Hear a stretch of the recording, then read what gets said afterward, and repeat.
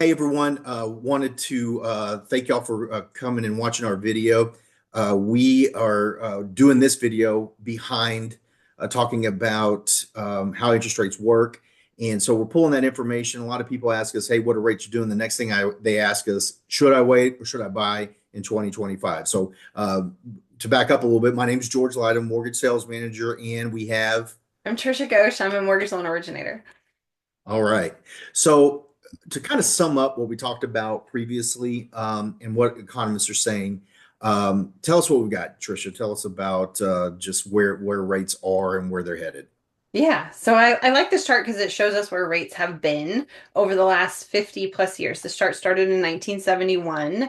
And if you would average all of the mortgage interest rates over that amount of time, it would be about 8.25%. And right now, rates being in the 7%, that's not that high. It's lower than the average over the last 50 plus years. And so when people um, kind of balk at a 7% rate, it's because in their lifetime, we haven't had that high of a rate, right? Or they're an adult life, at least, because we've had the whole issues that we talked about on our last video and why those mortgage rates were artificially held down the way they were with the feds buying the mortgage-backed securities and everything like that. So moving forward, though, we want to know what's happening moving forward because it doesn't really matter what happened in the past unless because you Yep. want to buy a house now, right? What's your rate going to be? Right.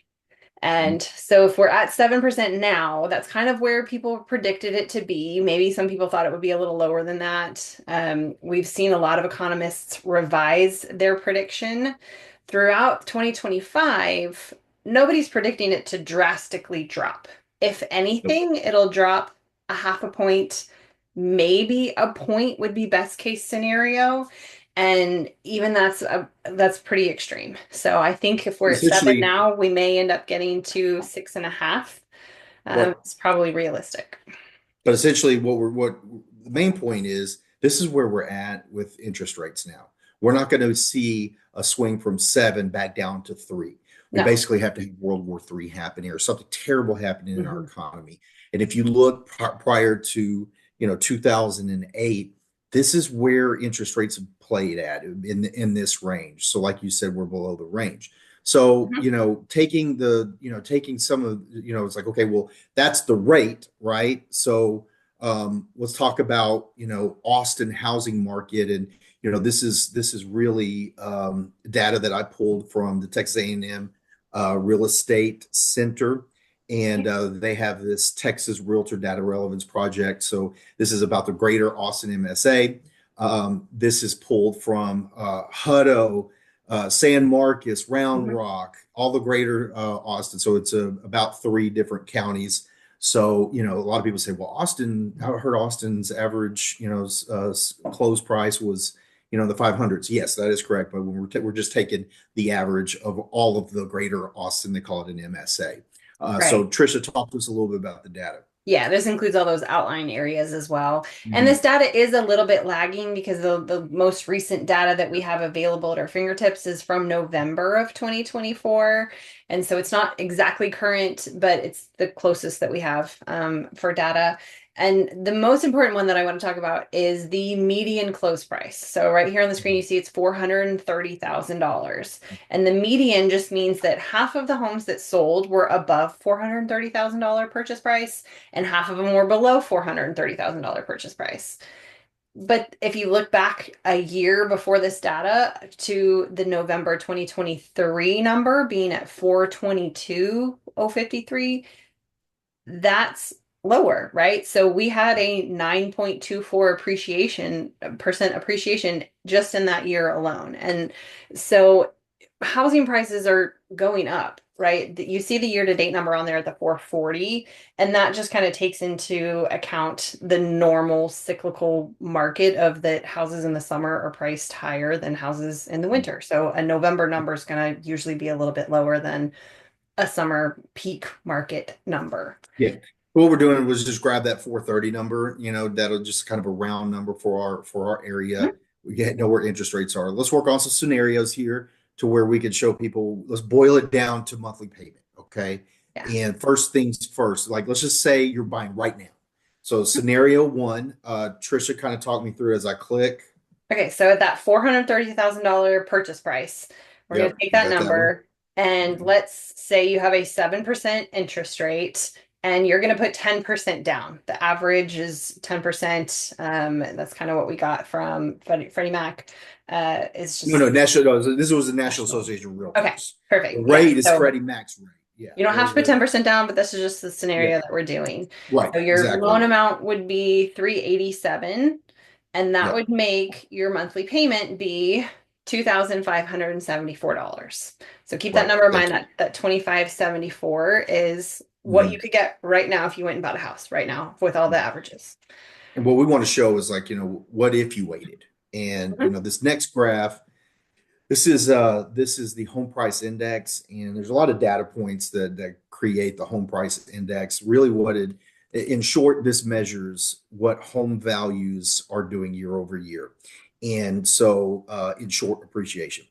And so but it's not what houses are closing for necessarily. It's what individual home like. So what I live in my house and I've lived here year over year. It's what it's worth today. So that's factored in on top of what homes are selling for. But this is, I mean, just look at this, look at this climb, Mhm. from 1999 to now. It's ridiculous. I mean, so, we're about to show Huge. you some crazy statistics, but, the things I really want to point out here, if you look right there at 2020, right Mhm. in this range right here, that's what happened there, Trisha. People lost their minds. That's what happened. I Okay, mean, good it point. just, there was, so obviously we live in a tech town and Yep. there was a lot of people, it was during COVID, and there were Yep. people just moving to Austin in droves. And so that obviously created a lot of demand. And when you have excess demand, your prices go up. And so people were paying Spike. hundreds of thousands of dollars over asking price, and it was crazy. And even during that, we're all like, this is not realistic. Right. But it Well, and happened. then on top of that, you Yeah. had people that weren't moving. So you had people moving in, but usually you have a house that for every buyer, a lot of times you would have a seller as well. So Mhm. if I want to buy a new home, I'm going to list my current home, then buy my new Yeah. home. But everyone was locked in, and then we had a lot of people moving into the market because everyone was working from home, and you could work anywhere. So you wouldn't have to necessarily be in the office in Albuquerque, New Mexico. You could move to Austin and still be in your office. So we saw so then you Yeah. see right here in 2022, right around this ballpark, Mhm. that's when the Fed said, hey, we're not buying mortgage backed securities anymore and keeping rates artificial. So when that happened, interest rates almost doubled. I mean, over the span of what? Wasn't it like 6 months I remember there that was interest one rates? day where we had like three price increases in a row, and I Oh, was trying to lock her. It was crazy. it's So painful. yeah, interest Painful. rates Yeah. doubled basically Yeah. overnight. It happened really fast, which And so they dropped the just demand because yeah, but also interest you just wasn't. you couldn't qualify. Yeah, Yeah. you couldn't qualify. Your qualifying power just got cut in half. Hmm. For a lot of people, and so that just slammed on the brakes. We just hit the wall of and so we just had to. Everyone's like, well, we're just going to go down. And the short answer we talked about recently, no, is no. This is the new world we're living in. Hmm. So, but I mean, what I really wanted to show here is, you see this huge spike right here. This to me, Treasurer, we were talking about this. Is this this isn't a market that's rapidly depreciating right now. This is a market that got overheated. That's what they call overheated, right? Wouldn't you Hmm. agree? Yeah, Yeah. yeah, we just overshot the mark and went up Hmm. too high, and then we had to self-correct and come Yep. back down. And so this Hmm. chart is a little easier to see that. And so we've That's been from kind of 2018. finding where that is over the Hmm. last year, year and a half, really. And now we're there. We've Hmm. the more current data that's not really on this is showing that we Right. are still going up a little bit. So Yep. we are expecting homes to Hmm. appreciate this year. Yep. They're Yep. going to go up. Real estate is still a Yep. good investment. It typically goes up in value. And so Yep. that's still the expectation. We've Hmm. corrected from the craziness of COVID and the Yeah. people moving here and everything like that. Yeah. So It's just simple. It looks like the market corrected itself. Right. from being overheated.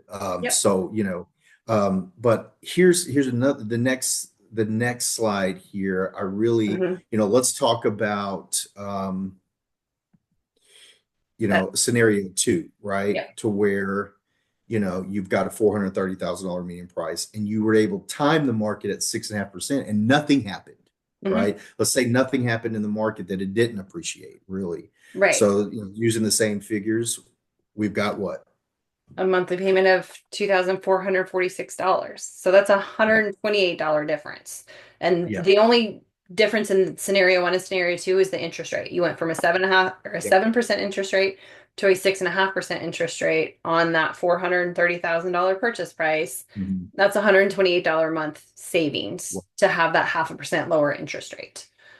So if you timed the market right and nothing really changed and we didn't appreciate, if you were able to get in there and get qualified and get an Mhm. interest rate at 6.5%, Right. really we're talking, you did everything perfectly to save $128 a month, which is nothing to thumb your nose at. I mean, 128 bucks is 128 bucks, but really The what I other wanted to drill The down other big on. if in Oh, that go ahead, scenario, Trisha. George, is that Yeah, if rates actually go down to 6.5%. that's right. That's right. There are some people, some economists that are predicting that rates are actually going to go up this year. So Mhm. they're kind of all over the board. And so it's a Yeah, gamble. You don't know, yeah, we can't guarantee you that rates are going to go down to six and a half right. percent. They may go up. You never know. Yeah. And it's short, like you said, this is the new world we're living in. This is a new sandbox.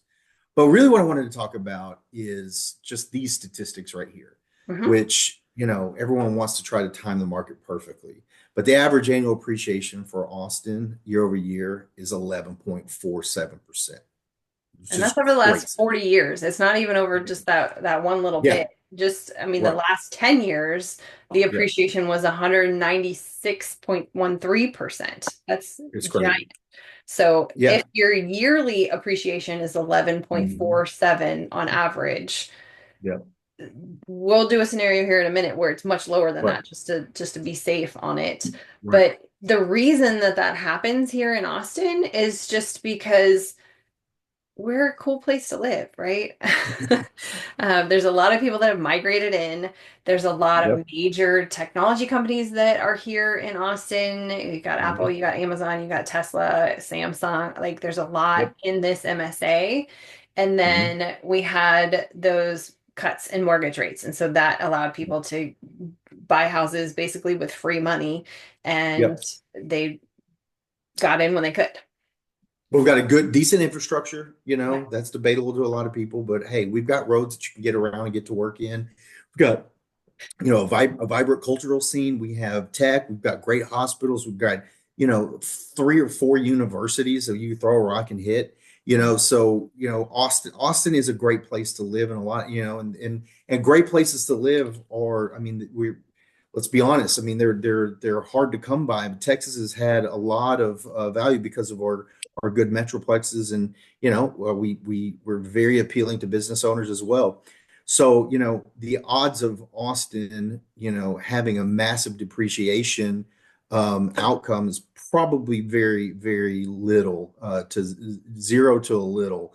So really what we want to talk about next is, what is it likelier going to be? Mhm. Remember that number of 11.47%. Let's say that the market appreciates 3%. Okay. So Right. we'll probably see a below than average appreciation, but let's use 3% as an example, which I feel that's conservative. Would you say, Trisha, or what do It's you think? yeah, that's very conservative, but Okay. it may be realistic for the next year that we Yeah. appreciate 3%. And so Right. that $430,000 house is now worth $442,900. Right. So if you still put 10% down based on that new purchase price, your loan amount would be 398,610, and that would make your new payment be 2519. So $2,519. And again, that's just principal and interest. And Yep. that's a savings of $55. So this is at that 6.5% interest rate. And so Yep. if you were to buy now at the 430, you would have a monthly payment of that 2574, which is $55 higher than if you wait a year and houses appreciate by maybe only 3%, and rates go down to 6.5%. So some likely numbers there, or Yeah. some possible numbers there. I don't know how likely they are, but possible. And so, yeah, it's a $55 a month difference. So are you willing Yeah. to roll the dice and gamble for $55 a month Right. and get the same house, right? And what I really wanted to bring home was this again. So what we're talking about, imagine if you're sitting here in 2003, okay? And you're rolling the dice. Well, I don't know if I should get into real estate now. Yeah. That $55 a month, man, I could be saving that. Really, that's what we're talking about here. And look at the ride that you can go on. Now, is there going to be some leveling off here in Austin? Probably so. Are we going to be on this steep incline? Who knows? But what I do know is that, you've got to have a place to live. Do you want to be throwing away money at rent? Mhm. Or do you want to buy a home and start gaining equity? I mean, people's net worths doubled and tripled Mhm. in the span of years, not even decades, just span of years just by buying a house, That's how you build generational wealth is by Yep. buying a house. When you're Yep. renting, you have 100% interest, not even loan. You're just throwing the Mhm. money away. You're not Yep. investing in anything. If you're buying Yep. a house, you are at least investing that money and getting a Yep. return on your investment every month. Yeah. And if you just cut out the highs, cut out the lows, use the data we're talking about, Mhm. it looks like it's going to be, a pretty safe investment if you bought real estate in Austin. And, but I think the drastic worst case scenarios aren't there. I think we know that interest rates are going to be pretty stable. We know Austin's a great place to live. So, $55 a month, turn up for me, that's canceling a streaming service and getting off of Amazon Prime. So anything else you want to add, Trisha? That's it, really. I mean, Right. obviously, we would love to answer any questions that you have, Yep. if you have anything, but hopefully, this information was informative to you and can help you make some informed decisions about how to spend your money. Yeah, perfect. All right. Thank you. Appreciate you. Y'all have a Thanks, great one. guys. Bye-bye. Bye.